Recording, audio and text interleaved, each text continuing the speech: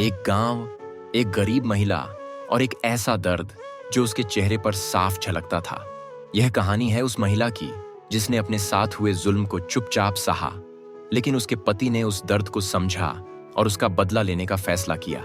यह कहानी है मध्य प्रदेश के रतलाम जिले के एक छोटे से गांव की, जहां एक साधारण किसान ने अपनी पत्नी के साथ हुए गैंगरेप का बदला लेने के लिए एक ऐसा कदम उठाया जिसने पूरे इलाके को हिलाकर रख दिया। एक दिन गांव की एक गरीब महिला मजदूरी करके घर लौटी। वह बिल्कुल चुप थी, किसी से बात नहीं कर रही थी।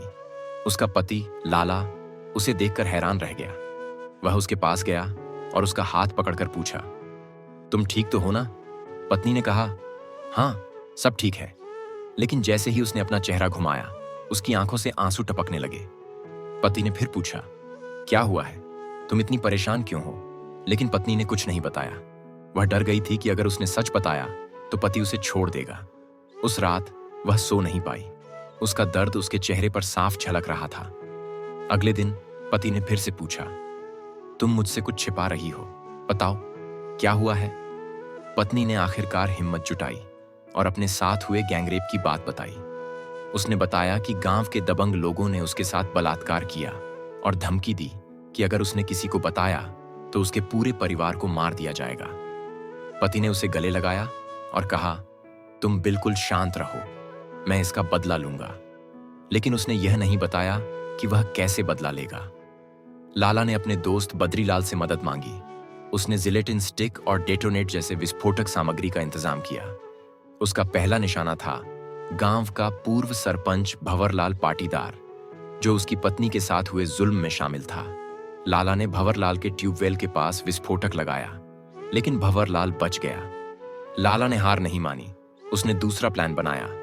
इस बार उसने लाल सिंह के खेत पर विस्फोटक लगाया। जैसे ही लाल सिंह ने ट्यूबवेल का स्टार्टर दबाया, भयानक धमाका हुआ। लाल सिंह के शरीर के टुकड़े टुकड़े हो गए। धमाके की खबर पूरे गांव में फैल गई। पुलिस ने जांच शुरू की और सुरेश लोढ़ा को गिरफ्तार किया। सुरेश ने पुलिस को सब कुछ बता दिया। उसने बताया कि उसकी पत्नी के साथ गैंगरेप हुआ था और उसने ही इसका बदला लिया था। पुलिस ने भंवरलाल पाटीदार और दिनेश को भी गिरफ्तार किया। सुरेश और बद्रीलाल को भी जेल भेज दिया गया। यह कहानी सोशल मीडिया पर वायरल हो गई। लोगों ने सुरेश की बहादुरी की तारीफ की, लेकिन कुछ ने कहा कि उसे कानून का सहारा लेना चाहिए था। यह कहानी हमें यह सीख देती है कि अगर हम अपने साथ हो रहे अत्याचार के खिलाफ आवाज उठाएं, तो कानून हमारी मदद करेगा। लेकिन कभी कभी दर्द इतना गहरा होता है कि इंसान बदला लेने के लिए कुछ भी कर सकता है। यह कहानी हमें यह भी याद दिलाती है कि हर दर्द के पीछे एक कहानी होती है और हर कहानी का एक अंत होता है।